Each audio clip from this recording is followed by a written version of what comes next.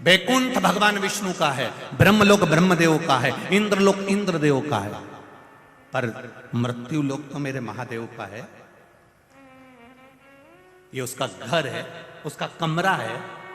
पृथ्वी पर भगवान उसी को पैदा करता है, उसी को जन्म देता है जिसको भगवान जानता है कि ये जन्म लेकर कुछ अच्छा कर सकता है, इसमें वो बल है, इसमें वो ताकत है कि ये संसार का उद्धार कर सकता है, उसको पैदा करता है।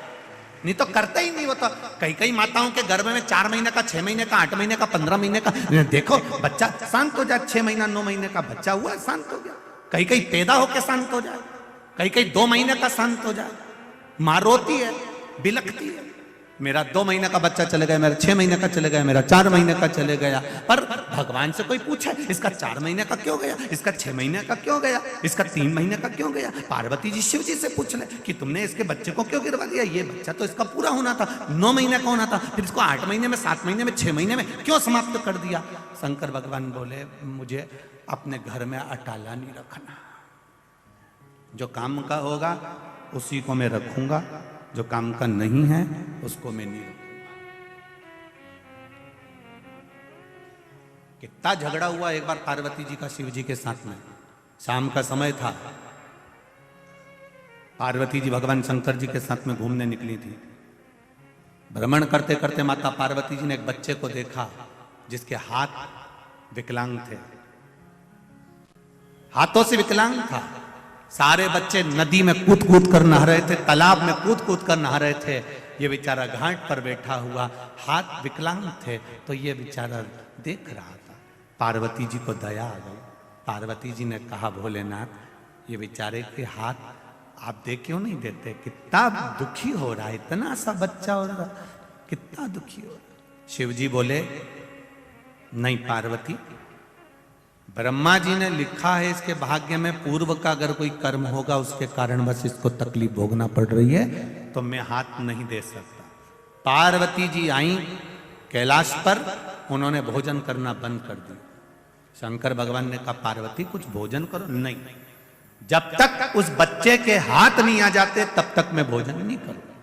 शंकर जी बोले पार्वती थोड़ा समझो, किसी कारण बस देना होता तो मैं खुद दुख काट देता, मैं दे देता, परंतु नहीं। पार्वती जी बोली मेरे कहने पे देना पड़ेगा। शिव जी ने कहा ठीक है। शंकर भगवान ने तथास्तु करा, उसके दोनों हाथ अच्छे कर दिए। दूसरे दिन वो नदी में नहाने गया, तालाब में नहाने गया। जैसे ही नदी तालाब में नहाने गया, दूसरे जो बच्चे पानी में तैर रहे थे, दूसरे बच्चे जो पानी में नहा रहे थे, नहाते नहाते उन बच्चों को दूसरा जो जिसको माता पार्वती के कहने पर देवाधिदेव महादेव ने हाथ दिया था,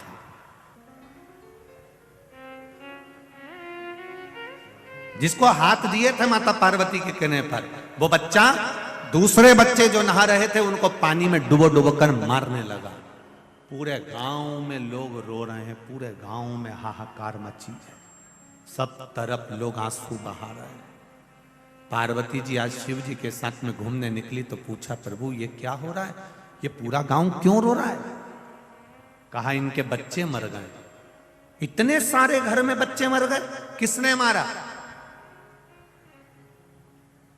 इन बच्चों को कौन ने समाप्त करा? कहा जिसको तुमने हाथ दिलवाए हैं वापिस, उसने इनको समाप्त कर दिया। पार्वती मैंने मना करा था कि ब्रह्मा जी की लेखनी को मत पलटवाओ, पर तुम नहीं मानी। मैंने सोचा था कि इसका पेट कैसे भराएगा। शिव जी कहते अगर हाथ नहीं भी काम करते तो पेट भरने की जवाबदारी मेरी होती, पर तुमने बदलवाया इसलिए सारे घर के दिए बुझ गए। ये समझना है हमें।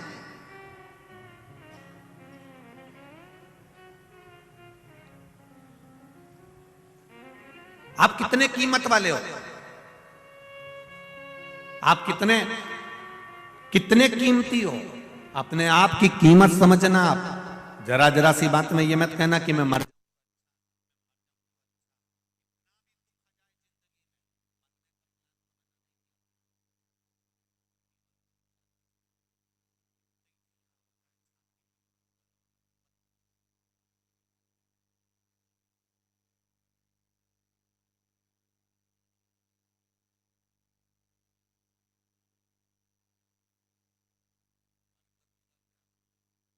मरने के बाद क्या वापस दूसरी बार मनुष्य का शरीर मिल जाएगा क्या?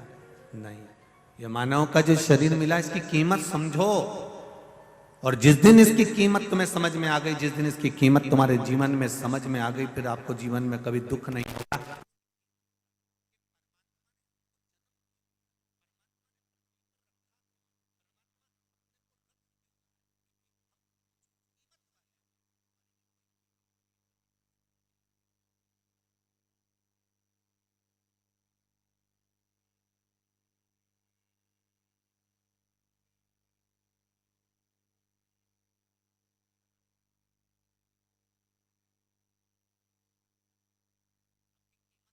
एक पत्र आया है, देखिए।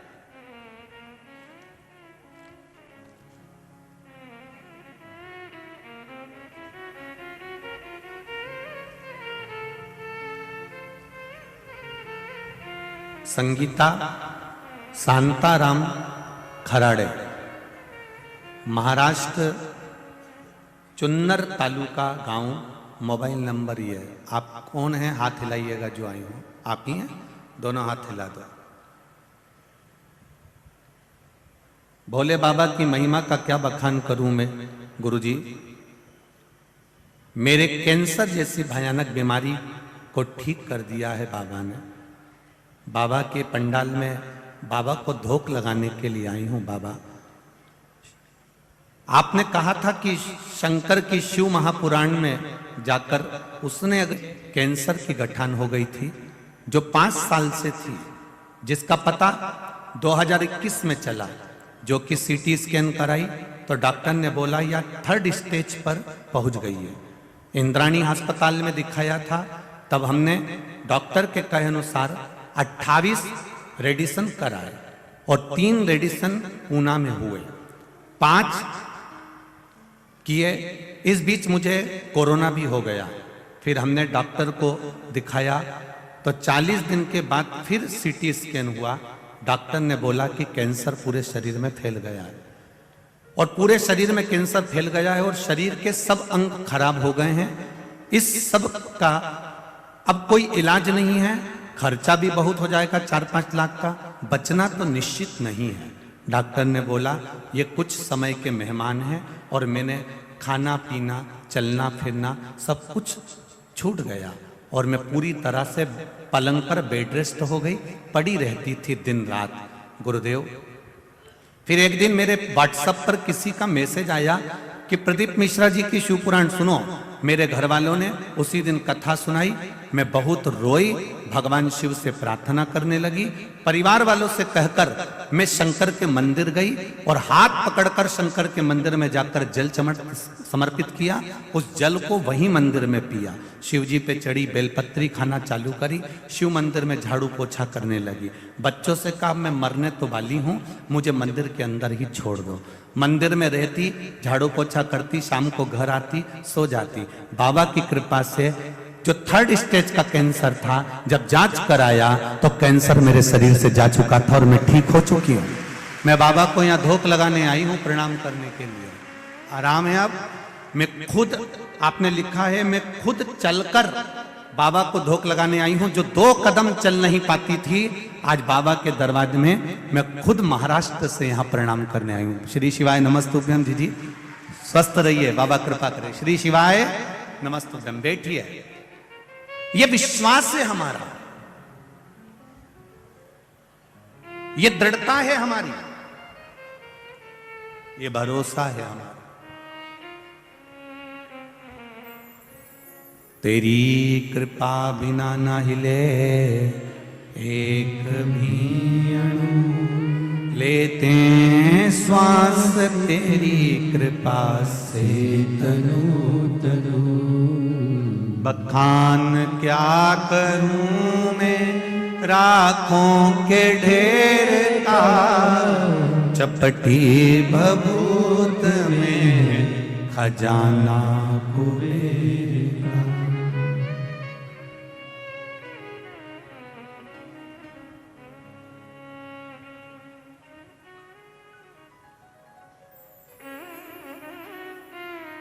कोई ने एक मैसेज में लिखा, उसने हमको बताया कि गुरुदेव, लोग कह रहे हैं कि बताओ, रोड पर लोग बैठे हुए हैं, उनको आप दिख तो है ही नहीं रहा। लोग अपने अपने घर से बिछाने की दरी चादर तक लेकर आए हैं, आराम से बैठकर कथा सुन रहे हैं रोड पर।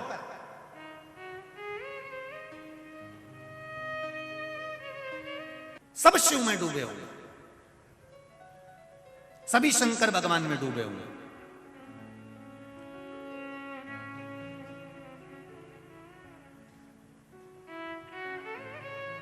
पहले था क्या? केवल एक देव, अधिदेव महादेव। त्रेता आया तब मेरे राम जी आए, द्वापर आया तब मेरे, जम के बोलो जरा, भगवान कृष्ण आए। त्रेता आया तब राम जी आए, द्वापर आया तब कृष्ण आए। इससे पहले थे के केवल एक शिव, केवल एक नारायण, केवल एक ब्रह्मा। ब्रह्मा विष्णु महेश का एक स्वरूप, लिंग स्वरूप में भगवान शंकर के एक स्वरूप में विराजमान था।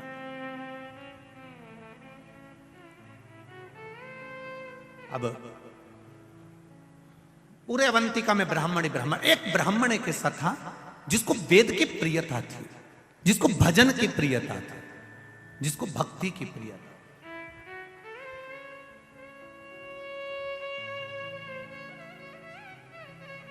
महाराज, उस ब्राह्मण का नाम था वेद प्रिय। बड़ा विद्वान, सारे ब्राह्मणों के साथ में रहना, सब ब्राह्मणों के साथ में मिलकर भगवत भजन करना, सब ब्राह्मणों के साथ में मिलकर भगवान शंकर की भक्ति करना। अब शिव की भक्ति में दिन रात डूबा रहता था, दिन रात।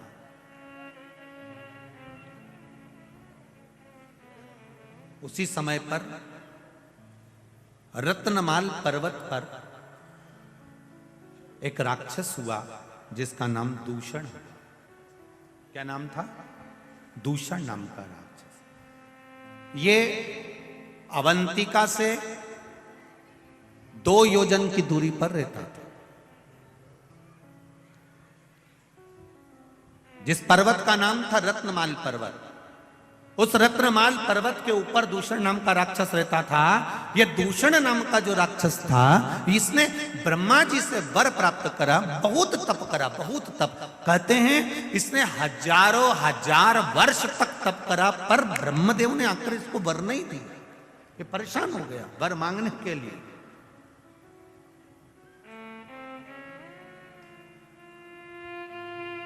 आखिरी में ब्रह्मा जी को फिर आना पड़ा और ब्रह्मा जी ने कहा, मांग तुझे क्या चाहिए? तो उसने एक बात कह दी, अगर देना चाहते हो तो मुझे दीजिए कि मेरे प्राण न छूटे। ब्रह्मा जी ने कहा, यह तो हो नहीं सकता कि तू मरेगा नहीं, मरना तो पड़ेगा। जन्म लिया है, मृत्यु लोक में आए हो, इस पृथ्वी पर अगर जन्मे हो तो मरना निश्चित है। यह आपको पहले भी कथा में कहा कि बादाम खाओगे तो भी मरोगे, नी खाओगे तो भी मरोगे, रोटी खाओगे तो भी मरोगे, नी खाओगे तो भी मरोगे, कथा सुनोगे तो भी मरोगे, नी सुनोगे तो भी मरोगे। हाँ, कहीं का महाराज तुम्हें गारंटी दे दे कि तुम कथा सुनोगे तो नहीं मरोगे, तो हमको भी मिला देंगे, हम और 25-50 साल ज्यादा कथा और बात चलेंगे, उसमें क्या दिक्कत? कथा सुनोगे तो भी मरना, नहीं सुनोगे तो भी मरना। बस अंतर केवल इतना सा है कि जैसे तुम भजन कर कर, कथा सुनकर अगर मरे तो बिल्ली अपने मुख से अपने बच्चे को जैसे पकड़ती है, साथ घर लेकर जाती है, वो बच्चा सुरक्षित रहता है। और बिल्ली अपने मुख से चूहे को पकड़ती है, चूहा मर जाता है। उसी तरह जो भगवान शंकर की भक्ति कर कर, राम कृष्ण की भक्ति कर कर, परमात्मा का भजन कर कर जो मरता है, वो बिल्ली के बच्चे जैसा बचकर बैकुंठ का राज करता है, बैकुंठ का सुख भोगता है। और जो परमात्मा की भक्ति में नहीं डूबा, केवल शरीर को सुंदर बनाया, अच्छा अच्छा कपड़ा पहना, खूब परफ्यूम लगाया, 2 घंटे तक धागे से सेट कराया, जिसने अपनी जिंदगी पूरी केवल ऐश और आराम में निकाल दी, कभी मुख से राम नहीं किया, कभी मुख से कृष्ण नहीं किया, कभी मुख से शिव नहीं किया, कभी अपने बुजुर्गों का सम्मान आदर नहीं करा, कभी घर के बड़ों के सत्कार में खड़े नहीं हुए, फिर इनकी जिंदगी वो चूहे जैसी होती है जो कभी भी निपटता है तो बड़ा भयंकर निपटता है, बड़ा भयंकर।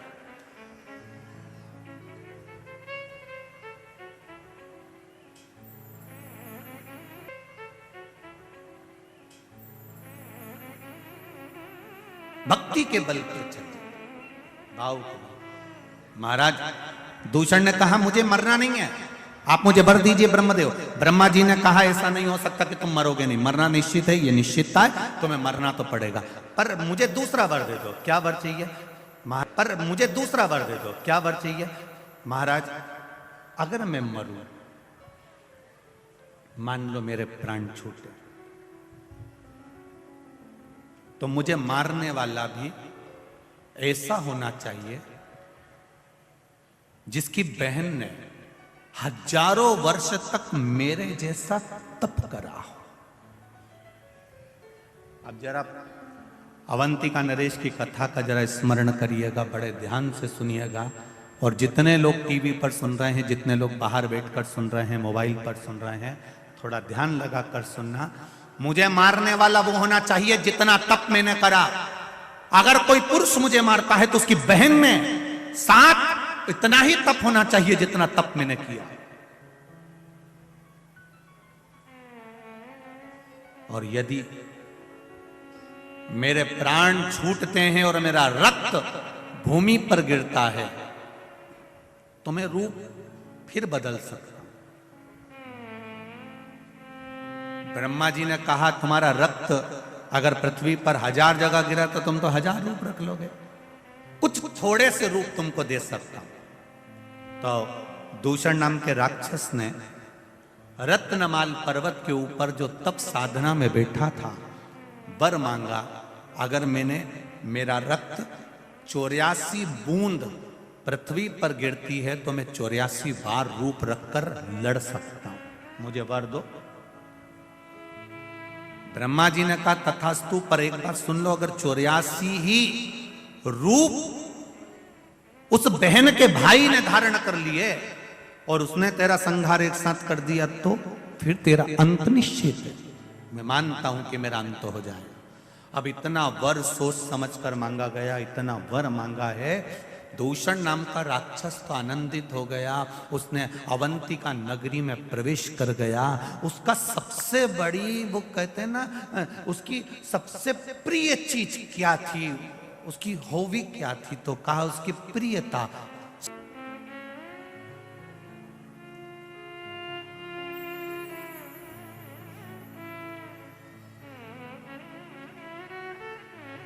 कई लोग कहते हैं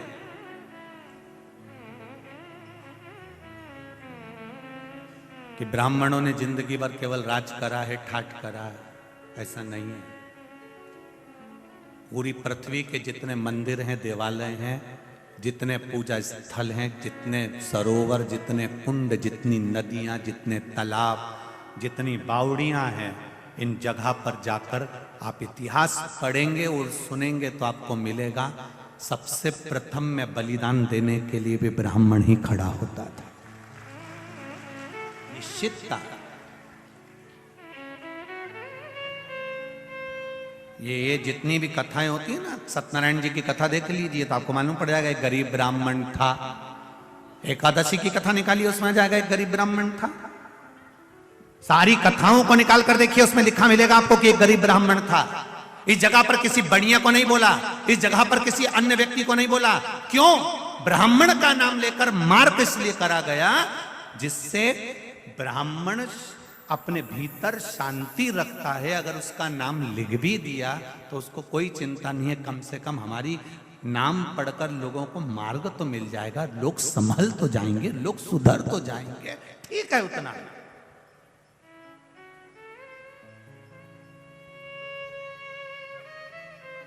उसने किसी से ऑब्जेक्शन नहीं करा कि हमारा नाम यहां पर क्यों लिखा, सत्यनारायण जी की कथा में हमारा नाम क्यों आया, गरीब ब्राह्मण का नाम क्यों आया, हमारा नाम क्यों आया। उससे कथा, देवराज नाम का ब्राह्मण शिव महापुराण, बिंदुक नाम का ब्राह्मण शिव महापुराण, आत्मदेव नाम का ब्राह्मण श्रीमद् भागवत कथा, देव नाम का ब्राह्मण विष्णु पुराण।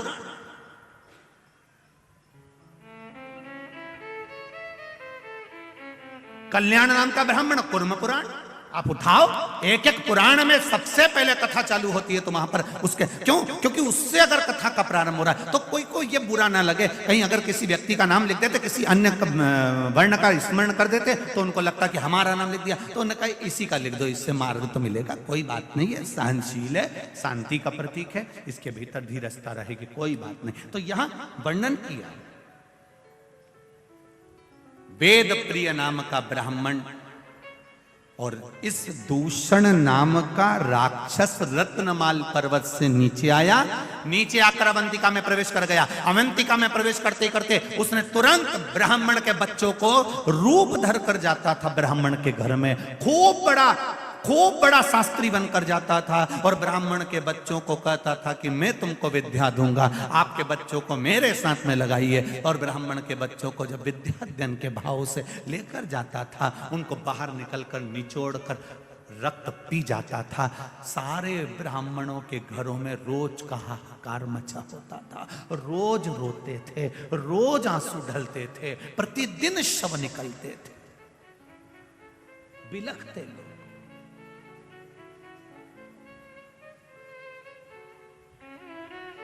ये अवंतिका की पावन धरा ऐसी ही अवंतिका की धरा नहीं हो गई रे मेरे भाई।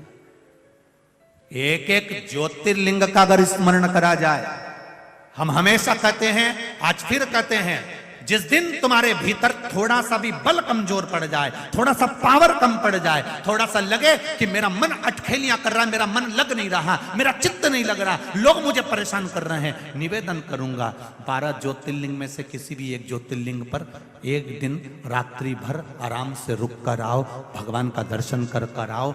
जब हम डीपी के पास जाएंगे तो डीपी के पास जाते से हमको वो बल मिल जाएगा, वो पावर मिल जाएगा कि हमारे पंखे लाइट वापस चालू हो जाएंगे। ये निश्चितता है, आप जाकर उसका स्मरण करिए। कनेक्शन सही जगह जोड़ने का प्रयास करो। ये माइक चल रहा है, इसको लाइट मिली है, अब वो डोरी फैला दे लंबी चौड़ी, और खूब लंबी डोरी फैला दे और वहाँ डीपी से या मीटर से नहीं जोड़े, और डोरी तो यहाँ तक आ गई, और ये बार बार खटका चालू करे बंद करे, खटका चालू करे बंद करे। क्यों रे, ये माइक क्यों चालू हो रहा, माइक क्यों नहीं चालू हो रहा? अब ये तो यहाँ देख रहा, पर इसको क्या मालूम कि वहां से किसी ने कनेक्शन निकाल दिया। फिर ये दौड़ कर जाएगा, फिर कनेक्शन देखेगा, कनेक्शन निकला पड़ा है, फिर कनेक्शन उस प्लग में लगाएगा, वायर जोड़ेगा, तब जाकर माइक चालू होगा, लाइट चालू होगी, पंखा चालू होगा। उसी तरह कई लोग ऐसे हैं जो मंदिर तो जाते हैं, इनने डोरी तो फैला दी, ये पानी का लोटा लेके भी जाते हैं, ये डोरी फैली। कई लोग मंदिर जाते हैं, कई लोग कथा में जाते हैं, कई लोग जाते हैं, ये जितने भी लोग कथा में आते हैं या जितने लोग भी मंदिर जाते हैं, समझ लेना इन्हें डोरी तो खूब लंबी फैलाई है। रोज मंदिर जाती हूँ, मुझे 4 महीना हो गया, कोई के मुझे 6 महीना हो गया, कोई के महाराज की कथा सुनते सुनते हमारे तो 2 साल हो गया। इन्हें डोरी तो खूब लंबी फैलाई, खूब लंबी फैलाई, पर अभी तक इनने प्लग में नहीं जोड़ी है, इसलिए इनके खटके चालू नहीं हो। ये अगर दिल से एक बार शंकर की हो जाती, प्लग सही जुड़ जाता, तो फिर खटके चालू हो जाते, फिर कनेक्शन सही जुड़ ही नहीं पा रही। अब रोज घर आकर कहती है मैंने मंदिर में जल चढ़ाया था, भोलेनाथ जी ने नहीं सुना। अब तू खटका तो दबा रही है पर कनेक्शन सही नहीं जोड़ के आई। तू वहां गई तो थी मंदिर, पर जितनी भी माताएं बैठी थी ना, तू गई मंदिर, उनकी थाली देखती रही, उनका मुंडा देखती रही, उनका कपड़ा देखती रही, कहीं इधर टच कर, कहीं इधर टच कर, कहीं इसको कुछ बोल, कहीं उसको कुछ बोल, कहीं मंदिर की सुंदरता देखे, कहीं कचरा पड़ा हुआ देखे। पंडित जी तुम कहीं कर रहे थे, तुमसे सफाई नहीं बनी, पंडित जी तुमने ऐसा कर दिया, तुमने प्रसाद नहीं दिया। तुम वहां गई तो सही, पर कनेक्शन जहां जोड़ना था वहां नहीं जोड़ पाई, इन्हें दुनिया में जोड़ के आ गई। और अब के हमारे एक लोटा जल चढ़ाता चढ़ाता 6 महीना हो गया, भगवान ने हमारी सुनी नहीं। पिलक तो सही लगा दीजिए जी, सही कनेक्शन कर लेती तो लाइट चालू, पंखा चालू, माइक चालू, तो कनेक्शन नहीं जोड़ पाई। जा जरूर रही है, डोरी तो बहुत लंबी फैलाई तूने, मना नहीं, कनेक्शन जोड़ना पड़ेगा।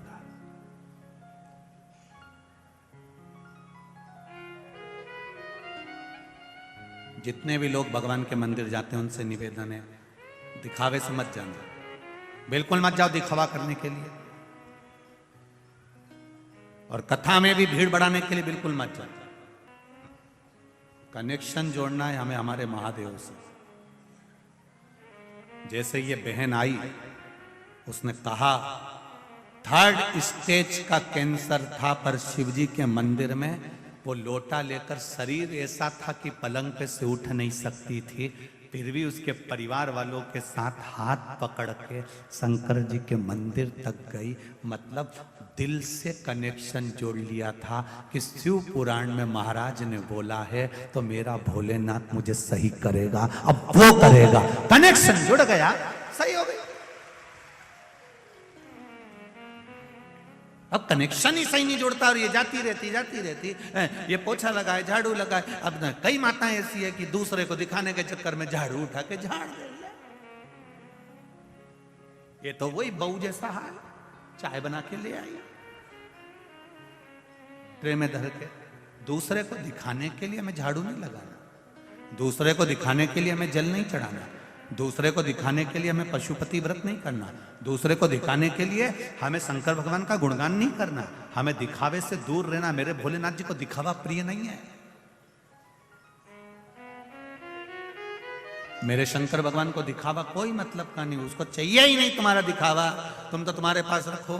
वो शंकर जी कहते हैं मुझे चाहिए ही नहीं, तुम तो 1 लोटा पानी उंडेल के चले जाओ।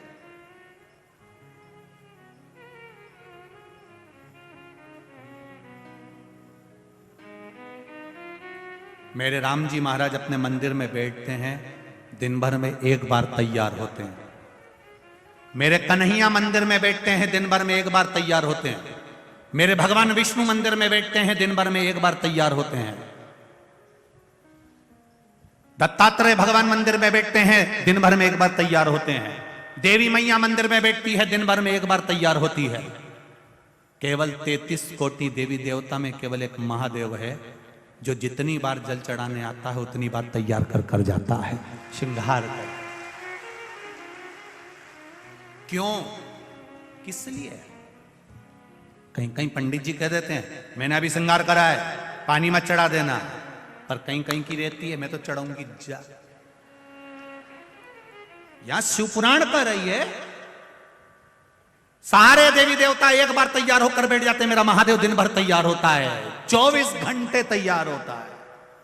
क्यों तैयार होता है? स्कंद पुराण में कहा वेद व्यास जी ने कि शंकर भगवान बार बार तैयार इसलिए होते हैं, वो अपने भक्तों को बल प्रदान कर कहते हैं कि हिम्मत मत हारना, दुनिया के लोग तेरे करे धरे पर पानी छोड़कर जाएंगे तो फिर तैयार होकर आगे बढ़ जाना। स्कंद पुराण में वेद व्यास जी कहते हैं भगवान शंकर प्रेरणा देते अपने भक्तों को, अपने गणों को कि दुनिया के लोग पानी चढ़ाकर जाएंगे फिर तैयार होकर बैठ जाना, घबराना नहीं,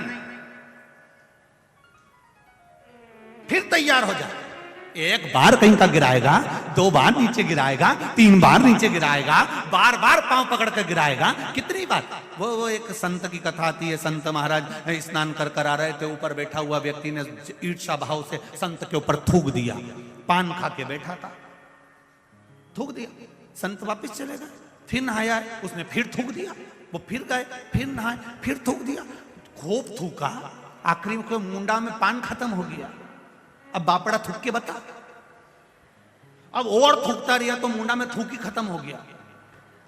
अब उसको पानी पीने की जरूरत पड़ रही, पानी भी नहीं, नीचे आ गया।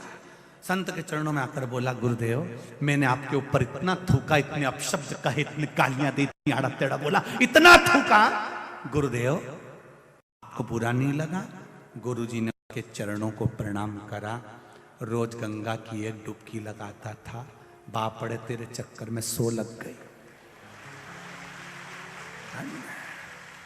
तेरे चक्कर में ये 100 डुबकी लगी, नहीं तो मैं कभी नहीं लगाता। इतनी डुबकी तो कभी नहीं लगाता, पर तू थूकता था, मैं स्नान करने जाता था। मेरे मालिक ने कितनी कृपा कर दी कि मुझसे 100 डुबकियां लगवा ली। यही विचार हमारे भीतर आना चाहिए, हारना नहीं। एक बार अगर पानी चढ़ाकर चले गया, दूसरी बार मेरा भोलेनाथ फिर तैयार है, फिर पानी चढ़ाया फिर तैयार है, फिर पानी चढ़ाया फिर तैयार है।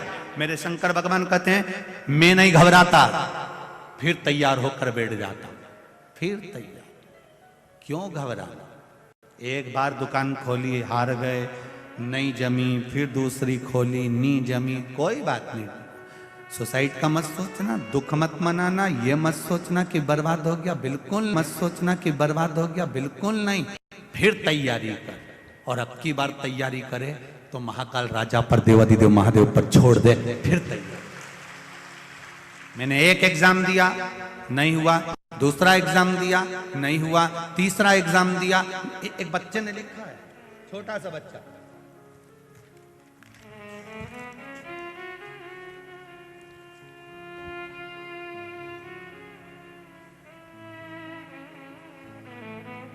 आयुष सुनेरे मेरा नाम है। आयुष कहीं बैठे हो बेटा? आप ही हो? श्री शिवाय नमस्तुभ्यम, हर हर महादेव, दोनों हाथ हिला दो एक बार। मेरा नाम आयुष सुनेरे है। मेरे पूरे परिवार की ओर से शिव महापुराण को हर हर महादेव। कक्षा 10वीं में फेल हो गया था गुरुदेव। मेरा मन पढ़ाई में नहीं लगता था, मित्रों में ज्यादा लगता था, संगति ठीक नहीं, मन नहीं लगा। बाबा की कृपा, 10वीं में आपके बल के द्वारा जो आपने शिव महापुराण में कहा उसके अनुसार मैंने फिर परीक्षा दी, और बाबा की कृपा से मैं पास की। फिर पास होने के लिए अग्रण्य हुआ। जन्मदिन घूमते घूमते मंदिर चला गया, और फिर मैं शिव मंदिर में रोज जाना प्रारंभ किया। 10वीं तो आपने बताई, वैसे पास करी 2-1 साल के अनुकूल। कक्षा 12वीं में आपके द्वारा बताए गए, मुझे लगा कि एक बार मैं 10th फेल हो चुका हूं, दूसरी बार 12वीं भी बोर्ड की है, पास हो जाऊं बड़ा मुश्किल है। पर आपने जो बेलपत्री पर शहर लगाकर बाबा को प्रतिदिन समर्पित करने का बताया था, मैंने भी पढ़ाई के साथ में, मेरे मित्रों के साथ रहता पर समय नहीं मिलता, पर जितनी पढ़ाई करी वो बेलपत्र का प्रयोग करा। गुरुदेव, फर्स्ट श्रेणी से मैं उत्तीर्ण हुआ हूं 12th में। मैं बाबा को प्रणाम करता हूं। बाबा की कृपा। बाबू श्री शिवाय नमस्तुभ्यम, हर हर महादेव। बधाई आपको बहुत बहुत। ये विश्वास जागृत होना चाहिए, आपकी भक्ति, आपका भरोसा। एक बार अगर हार गए तो क्या हुआ, दूसरी बार तैयार हो जाओ। मेरा महादेव तो 5-5 मिनट में तैयार होता है। कोई जल चढ़ाया, फिर श्रृंगार गया, फिर जल चढ़ाया, फिर श्रृंगार गया। मेरा महादेव फिर तैयार होकर बैठ गया। मेरे महादेव कहते हैं हिम्मत मत हारना, फिर तैयार होकर आगे बढ़ना, फिर मेहनत करना, फिर कर्म करना। बढ़ोगे, आगे जरूर बढ़ोगे, पीछे नहीं हट सकते। आग लगे बस्ती में, अपन रहो मस्ती में। दूषण नाम का वो राक्षस आया, ब्राह्मण के बच्चों को निचोड़ कर पीता। बड़ा दुखी, ब्राह्मणों ने हाहाकार मचा रहे हैं। हो क्या रहा है? हमारे बच्चे तो पढ़ने के लिए जाते थे, विद्या अध्ययन के लिए जाते थे, और बच्चा मरा हुआ मिलता। क्या किया? सारे ब्राह्मणों की आंख में आंसू रहने लगे। अपनी अवंतिका में जरूर कोई बात है, शायद अपने को अवंतिका छोड़ना पड़ेगा। इस अवंतिका को अपन छोड़ दे। सुन लेना जरा जीजियों, जरा से इस कथा को। अपनी अवंतिका में जरूर दोष है, इसलिए अवंतिका छोड़ना पड़ेगा। ये आपके साथ में भी कई बार हुआ है। अपने घर में जरूर किसी ने कुछ कर दिया है, इसलिए अपन को घर बदलना पड़ेगा, तभी अपन उन्नति कर पाएंगे, तभी अपन उन्नति कर पाएंगे। वास्तुशास्त्री को बुलाया, वास्तु दिखाया। उन्होंने कहा ये मकान सही नहीं बना, इसकी सीढ़ी इधर से कर दो, बाथरूम का पाइप इधर कर दो, बेडरूम इधर कर दो, भोजनशाला इधर कर दो। हमने पितृ दोष भी देखा, वास्तु दोष भी देखा। शिव महापुराण कथा कहती है अपने कर्म का दोष नहीं देखा, जो हम पूर्व में कर कर आए हैं उसी के अनुसार तो फल मिलेगा। देखा हमने, सारे ब्राह्मणों ने विचार करे अवंतिका में जरूर कुछ है, हमें अवंतिका छोड़ना पड़ेगी। हम भी विचार करते हैं जब हमारा व्यापार नहीं चढ़ता, हमारे घर में क्लेश होता है, हमारे घर में परेशानी आती है, हमारे घर में कष्ट आता है, हमारे घर में बीमारी आती है, तब हम सोचते हैं ये मकान नहीं फल रहा, ये जमीन नहीं फल रही, ये मकान नहीं फल रहा, इसको छोड़ना पड़ेगा।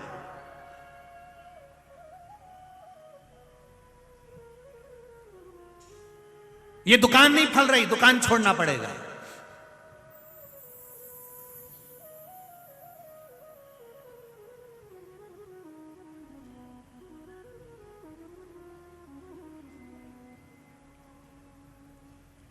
जैसा तुम सोच के बैठी हो कि ये मकान नहीं फल रहा, इसको छोड़ दो, दुकान नहीं फले तो इसको छोड़ दो, और जिस भेरू के साथ तुम्हारी शादी हुई और जिस जगदम्बा के साथ तुम्हारा ब्याह हुआ और वो नहीं फले तो ठीक है छोड़ दो।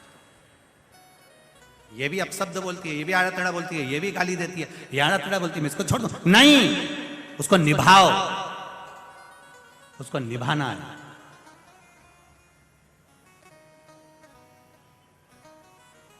उसको निभाना। भगवान किसी को भी बुरा बनाकर पैदा नहीं करता संसार में। अभी कथा में कहा किसी कवाड़े को भगवान ने जन्म नहीं दिया, वो किस्मत वाले को जन्म दिया। और तुम्हारा विवाह जिसके साथ हुआ है वो नारी भी किस्मत वाली है, और आपका विवाह जिस पुरुष के साथ हुआ है वो पुरुष भी किस्मत वाला है, साधारण नहीं हो। ये दुनिया में दोष है जो आपको दोष बता देते हैं कि ये इसके कदम पड़े तब से ऐसा हो गया। कई माताएं कह देती है इसका पांव पड़ा जब से हम बर्बाद हो गए, इसका चरण पड़ा जब से ऐसा हो गया। नहीं नहीं नहीं नहीं नहीं, किसी के कदम से कोई बर्बाद नहीं होता, ये अपने कर्म से बर्बाद होता है। जो पूर्व में करा उसको भी तो भोगना पड़ेगा। जी हमने अभी का तो देख लिया, पूर्व का तो देखा ही। जैसे तुम यहां से जाओ और राजवाड़ा पे किसी लड़के को 8-10 लेडीज चप्पल से मार रही हो और गांव के लोग पूरे राजवाड़ा वाले किसी को मार दे या किसी व्यक्ति को मार दे, या मान लो 3 बत्ती चौराहे पर या पलासिया पर किसी व्यक्ति को कोई मार रहा है और तुमने जाकर देखा बेचारे को कितना मार रहे रे, बेचारे को कितना मार रहा है। एक लड़के को इतने सारे लोग मार रहे हैं, एक व्यक्ति को इतने लोग मार रहे हैं, तो तुमको दुख नहीं होगा? अरे बोलो तो जम के दुख होगा ना कि बेचारे को क्यों मार रहे हैं। अब तुमने खड़े होकर देखा, थोड़ी देर बाद तुम्हें मालूम पड़ा कि इस व्यक्ति ने एक 4 साल की लड़की के साथ गलत काम कर दिया, तो तुम छोड़ोगी क्या? तुम भी फिर चप्पल उठा के तो 2-4 तो और दे जामे दे दर के। अभी तक तुमको मालूम नहीं था कि इसने गलत काम किया, अब तुम्हें मालूम पड़ा, तब तुमने उसको चप्पल से मारा, तब तुमने उसको अपशब्द कहा, तब तुमने उसको 2 थप्पड़ मारे। उसी तरह हम पूर्व में क्या कर कर आए हैं यह हमको अभी तक नहीं मालूम है। जब हम कर्म का भोग भोगते हैं तब भगवान से कहते हैं मैंने कौन सा कर्म किया होगा। भगवान कहते हैं हेरी कमला, मैं पहले का नहीं बता सकता, नहीं तो मैं तुझे बताता जरूर। ये कर्म का भोग है जो भोगना है, हमें किसी को दोष नहीं देना है। इसका पांव पड़ा ऐसा हो गया, उसने ऐसा किया ऐसा हो गया, ये मकान नहीं फल रहा, ये दुकान नहीं फल रही, ये बेकार हो गया। जमीन महारानी, पृथ्वी भूमि कभी बुरी नहीं होती। मेरी माँ है पृथ्वी, वो तो सबका भला करती है 24 घंटे, वो कभी बुरी नहीं होती। फिर लोगों ने कह दिया उसने कुछ कर दिया होगा। मैं 3 दिन से देख रही हूं मेरे दरवाजे पर कोई नींबू पटक के जा रहा है, मैं 3 दिन से देख रही हूं। जी कैमरा लगा दे। जब कहा कैमरा लगाते तब समझ में आया। सब्जी वाला निकलता था, उसकी डलिया नीचे से टूटी गई थी, नींबू नीचे गिर जाता था, कभी कभी मिर्ची भी गिर जाती थी। तो ये भी बोली कभी कभी कोई मेरे यहाँ नींबू पटक, कभी कभी 3-3 मिर्ची पटक जाता, कभी तो कोई मेरे दरवाजे पे रख के चले जाता। गुरुजी हम कहते तुमको ऐसे मिलते हैं? हमारे यहाँ ऐसा कोई नहीं मिलता कि जो इतना नींबू पटक जाए, नहीं तो हम कुबेरेश्वर धाम में अचार बनवा के सबको खिलवा दें। तुम्हारे कोई मिले नींबू पटकने वाले, मिर्ची पटकने वाले? दुनिया में किसी की सामर्थ्यता नहीं है कि कोई तुम्हारा बुरा कर दे। अगर बुरा करने वाले होते तो सबसे पहले अंबानी और टाटा को छोड़ देते, उन्हीं पर करके बैठ जाते। जो बड़े बड़े पद पर बैठे हैं, ओहदे पर बैठते हैं, थोड़ी सी विद्या करते उनको निपटा देते। पर वो भी तो अपनी जिंदगी जी रहे हैं। ना कोई तंत्र है, ना कोई मंत्र है, ना कोई विद्या है। यह हमारे कर्मों का खेल है, उसको हमें भोगना है, उसके अनुसार हम भोग रहे हैं। इसलिए उस कर्म के खेल को समाप्त करने के लिए केवल एक सार है। मेरे गोस्वामी तुलसीदास जी ने कहा, कलयुग केवल नाम धारा। भगवान का नाम लिए जाओ, भजन किए जाओ। जब बार बार बार बार भजन करोगे, जैसे चप्पल काट रही है तो उसको रोज रोज रोज रोज पहनो। एक बार काटेगी, उसके बाद काटेगी। अरे बोलो तो जम के, जूता काटेगा, रोज पहनो, रोज पहनो। एक बार छाला होगा, एक बार कटेगी। तो अपन क्या 800 रुपए की चप्पल फेंक देंगे? काट गई, आज के बाद नहीं पहनूंगी, जा। तो दूसरी तैयार बैठी है, देवरानी ने कह दिया जीजी मैं पहन लूं? नहीं, काय को पहन लेगी? मैं ही पहनूंगी, भले काटे, काटने दो। एक बार काटेगी, 2 बार काटेगी, 3 बार काटेगी, रोज रोज काटेगी। फिर छाले वाली जगह भी प्लेन हो जाएगी और चप्पल पहन के फिर अपन मटक क्या कर लेगी? फिर चप्पल अपना क्या बिगाड़ लेगी? उसी तरह एक बार दुखाएगा, 2 बार दुखाएगा, 3 बार दुखाएगा, 1 बार कष्ट आएगा, 2 बार कष्ट आएगा, 3 बार कष्ट आएगा। कितनी बार भगवान देगा? तुम भजन करते जाओ, करते जाओ, करते जाओ। भजन के बल पर वो कष्ट भी मिट जाएगा। महादेव कहेगा आजा, अब मैं तुझे गले लगा लेता। कितना देगा? दे दे, करो भजन। दूषण ने उपद्रव मचाया, ब्राह्मणों ने सोचा अवंतिका छोड़ दो। तब वेद प्रिय ब्राह्मण के पास सूचना गई, सारे ब्राह्मण अवंतिका छोड़ रहे हैं। वेद प्रिय ने कहा अवंतिका क्यों छोड़ना? ये अवंतिका तो हमारी जान है। ये पृथ्वी, ये घर, ये मकान हमारा है। हम लोगों के कहने पर इसको कैसे छोड़ दें? घर नहीं फल रहा, किसी ने कह दिया घर नहीं फल रहा, तुमने घर छोड़ दिया। अब किराए के मकान में रह रहे हो। घर बेचकर जो पैसा मिला था सारा के सारा बर्बाद हो गया। अब कर्जे में लदालूम हो गए। मकान भी किराए का, दुकान भी किराए की, सब किसी के कहने पर छोड़ दिया तुमने कि मकान अच्छा नहीं है छोड़ दो, दुकान अच्छी नहीं है छोड़ दो। मत छोड़ना, आखिरी दम तक मत छोड़ो, पड़े उसी में चलाते नहीं छोड़।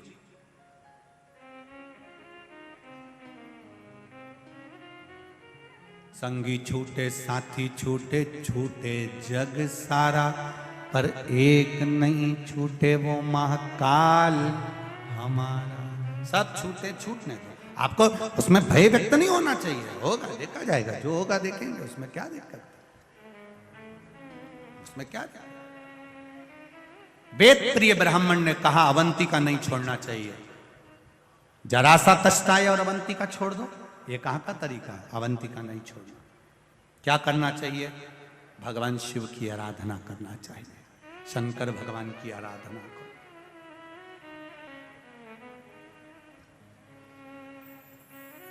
शिव की आराधना,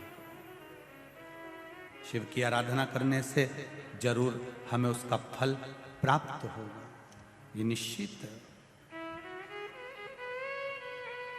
और जब हमें उसका फल मिलेगा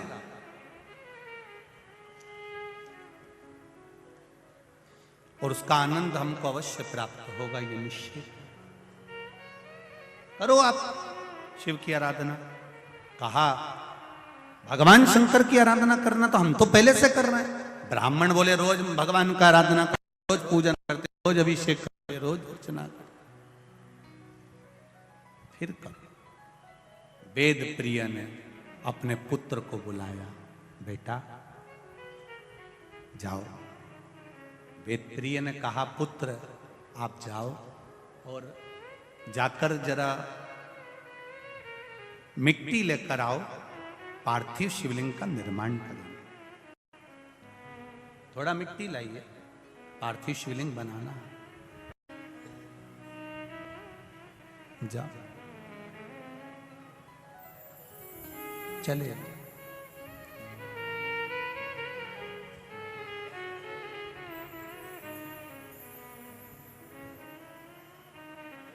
और जब चले पार्थिव शिवलिंग के लिए मिट्टी लेने के लिए, वेदप्रिय जी के पुत्र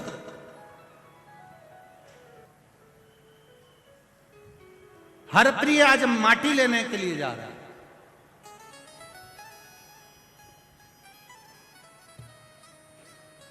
अवंतिका की मिट्टी उठाकर लाया, बाहर गया, मिट्टी लेकर आया। पिता ने कहा, पुत्र ये तुम कहां की मिट्टी लेकर आए हो? पुत्र ये मिट्टी कहां की है? क्यों पिताजी हुआ क्या? इस मिट्टी में क्या है ऐसा? पुत्र ये पूरी की पूरी मिट्टी लाल हो रही है, ये पूरी की पूरी मिट्टी लाल है, पूरी की पूरी मिट्टी लाल हो रही है। ये कहां की मिट्टी है? कहां से मिट्टी लाया?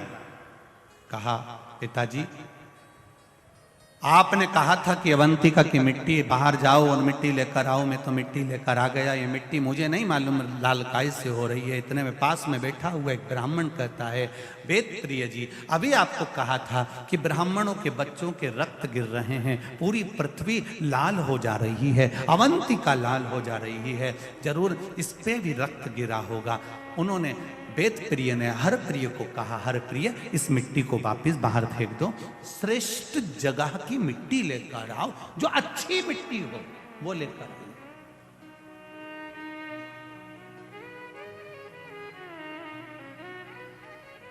फिर सुन लीजिए जरा अच्छे से, ध्यान से सुनिएगा। कभी मौका मिले जीवन में, जब पार्थिव शिवलिंग का निर्माण करो, पार्थिव शिवलिंग जब बनाओ, अपने गमले में, अपनी जमीन में, कहीं शुद्ध जगह पर, किसी वृक्ष के नीचे से या किसी ऐसी जगह से मिट्टी लो जिस मिट्टी पर कोई ने गलत कृत्य ना करा हो, कहीं अच्छी हो, शुद्ध हो, वो भाव देखकर लाओ उसको।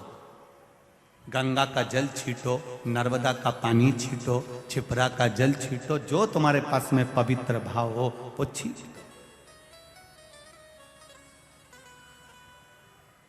ना हो तो उसमें बड़े आनंद के साथ सादे जल का गंगा, यमुना, सरयू, छिपरा, सरस्वती सबका स्मरण कर कर जल छींटो और उसको शुद्ध बनाओ, पवित्र नदी का जल छींटो।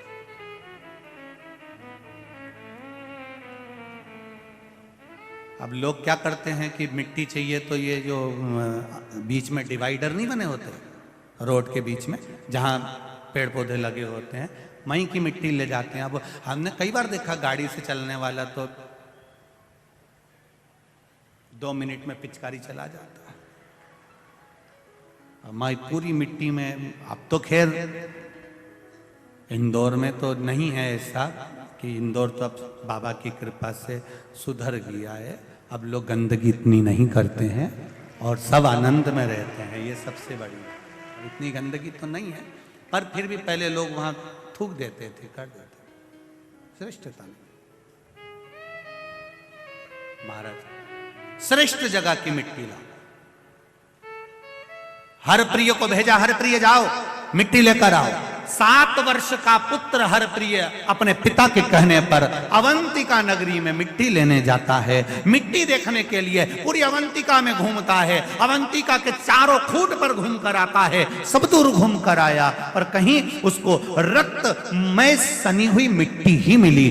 साधारण मिट्टी उसको हरप्रिय को नहीं मिलती है। हरप्रिय अब लगता है कि मेरे पिता, अगर मैं घर गया बिना मिट्टी के गया तो मेरे पिता मुझे अपशब्द कहेंगे, चिल्लाएंगे, क्रोध करेंगे, तो क्या करूं? हरप्रिय ने वहीं एक आसन लगा लिया और आसन लगाकर एक वृक्ष के नीचे हरप्रिय तप साधना में डूब गए। जो तप साधना में डूबा तो इसको स्मरण आया कि मैं तप तो करूंगा पर मैं नाम किसका जपूंगा? जैसे ध्रुव जी महाराज, प्रहलाद जी महाराज, नाम किसका जपूंगा? जैसे ध्रुव जी के मन में वेद था ना, मां आप मुझे कह रही हो कि वन में भगवान मिलता है, मैं भजन किसका करूंगा? नारद जी तो चले गए, ध्रुव जी तो चले गए, देवर्षि नारद ने कहा कि तू भगवान नारायण का भजन करता, वो नारायण का भजन कर। अब हरप्रिय किसका भजन करे? हरप्रिय ने विचार करा। एक बार मेरे पिताजी ने कहा था भगवान नारायण की भक्ति प्रहलाद, ध्रुव आदि करते हैं, उसी तरह जो भक्ति करता है भगवान मिलता है। हरप्रिय ने भगवान नारायण की भक्ति करना प्रारंभ करी।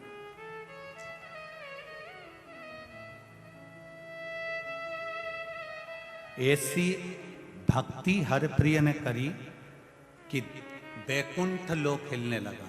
भगवान विष्णु रूप बदल बदल कर आते और हरप्रिय के पास में आकर खड़े हो जाते। हरप्रिय, हरप्रिय, हरप्रिय नेत्र नहीं खोलता। भगवान फिर गए, भगवान विष्णु ने दूसरा रूप रखा, फिर आए, भगवान विष्णु ने तीसरा रूप रखा, फिर आए, भगवान विष्णु ने चौथा रूप रखा, फिर आए, भगवान विष्णु ने पांचवा रूप रखा, फिर आए, भगवान विष्णु ने छठा रूप रखा, फिर आए, भगवान विष्णु ने सातवां रूप रखा, फिर आए, भगवान विष्णु ने आठवां रूप रखा, फिर आए, और भगवान विष्णु ने जब नवा रूप रखा, तब भगवान विष्णु जब सामने आकर खड़े हुए, हरप्रिय ने नेत्र खोल लिए। हरप्रिय बच्चा था, उसने आंख खोलकर हाथ जोड़कर कहा, प्रभु आप आए हो? आपसे पहले भी 8 बार किसी ने आवाज लगाई थी। भगवान विष्णु ने 8 नारायण को वहां खड़ा कर दिया और 9वें नारायण के रूप में भगवान वहां खड़े थे। भगवान विष्णु ने कहा, जाओ। हरप्रिय किस लिए तप करा है? मेरे पिता ने मिट्टी मंगवाई है। हरप्रिय, इस अवंतिका के 7 स्थान पर जाकर खड़े हो जाना और 7 स्थान में से तुम मुट्ठी भरकर जहां से मिट्टी लोगे वो मिट्टी पवित्र कहलाएगी। हरप्रिय जब पलट कर जाने लगा तो भगवान विष्णु से कहता है, नारायण आप चले जाओगे तो अवंतिका तो खाली हो जाएगी। आप मुझे दर्शन देने के लिए आए हो, ऐसे ही अवंतिका में आप 9 नारायण विराजमान क्यों नहीं हो जाते? भगवान 9 नारायण बनकर अवंतिका में विराजमान। 9 नारायण बनकर भगवान अवंतिका में विराजमान हो गए। भगवान विष्णु ने कहा, जाओ हरप्रिय, तुम 7 जगह से जहां मुट्ठी भरकर मिट्टी को उठा लोगे उस जगह की मिट्टी पवित्र हो जाएगी। 7 जगह पर हरिप्रिय ने मुट्ठी भरकर मिट्टी उठाना प्रारंभ करा। जहां से मुष्टिक भरता था हरिप्रिय, वहां सरोवर बन जाता था। आज भी उस जगह पर जहां से हरिप्रिय ने 7 जगह से मिट्टी को ग्रहण करा, वहां 7 सागर बन गए हैं। पूरे के पूरे अवंतिका नरेश की नगरी 7 सागर बन गए। मुष्टिका में उठाई मट्टी को और मट्टी लेकर अपने पिता को दिया। पिताजी ने उस मिट्टी का पार्थिव शिवलिंग का निर्माण करा। पार्थिव शिवलिंग का निर्माण कर जब पूजन क्रम में बैठे, भगवान देवाधिदेव महादेव की आराधना करने के लिए बैठे। शिव की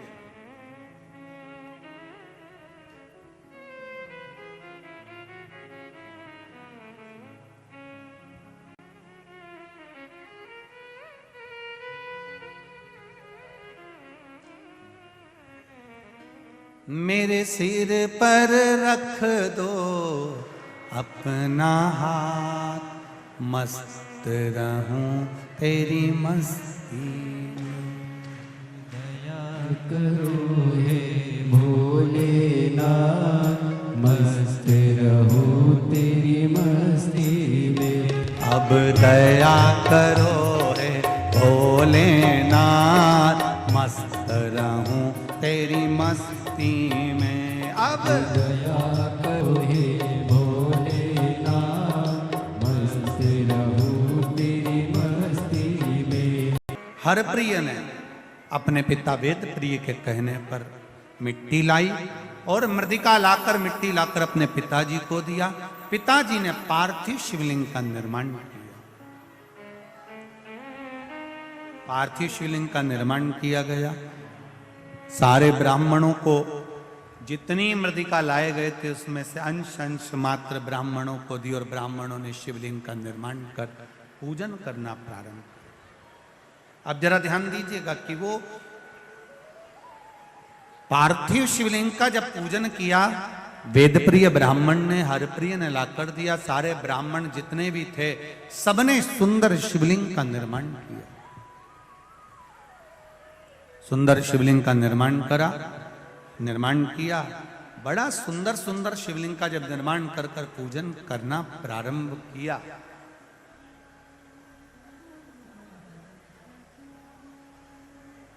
उसी समय पर सारे ब्राह्मणों ने एक साथ भगवान शंकर की आराधना कर कर विनती करी, भोलेनाथ हे देवादिदेव महादेव कृपा करिए।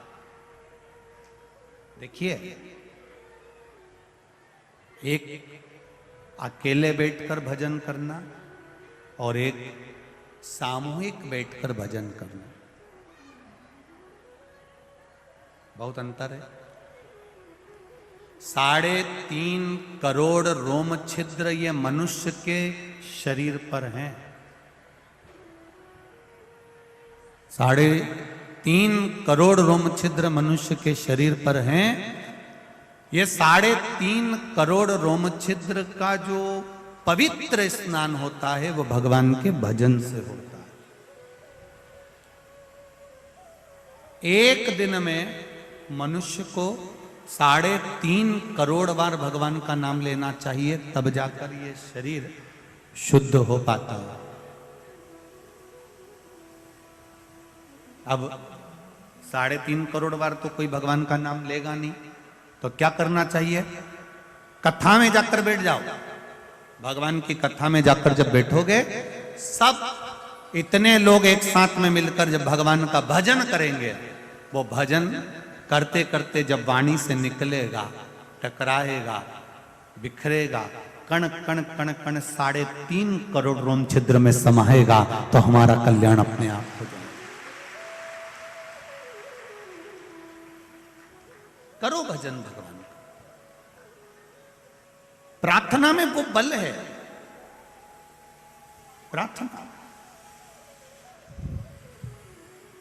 प्रार्थना में वो बल होता है कि आप जब प्रार्थना करते हैं, आप जब भगवान का भजन करते हैं, आप जब नाम कीर्तन करते हैं, आप जब मंत्र स्मरण करते हैं, उस मंत्र स्मरण में, उस प्रार्थना में वो बल उत्पन्न हो जाता है कि भगवान उस स्थान पर आकर विराजमान हो जाता है, उस जगह पर आ जाता।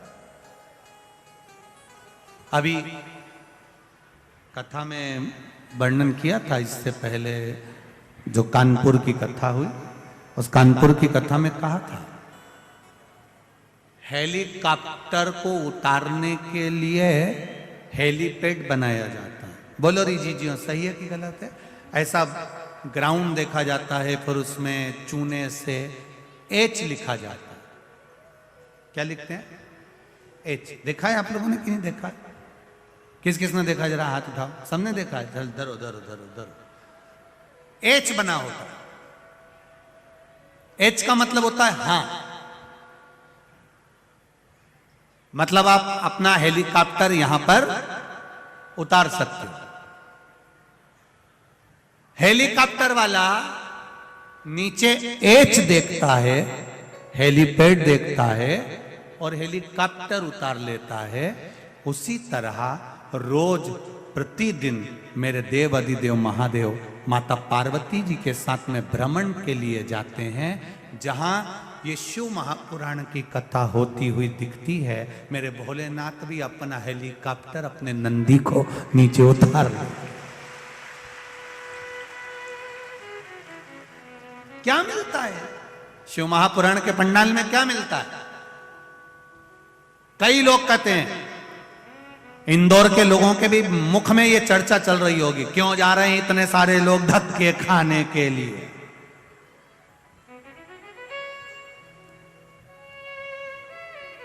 कई लोग कहेंगे लोग पागल हो गए, कई लोग कहेंगे लोग पागल हो गए।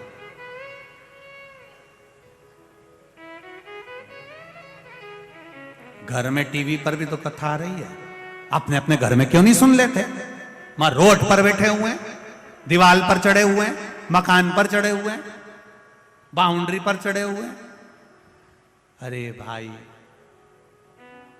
इन सब को मालूम है कि हेलीपैड पे हेलीकॉप्टर उतरता है और जहां शिव महापुराण की कथा होती है वहां मेरा महादेव उतरता है। इन सबको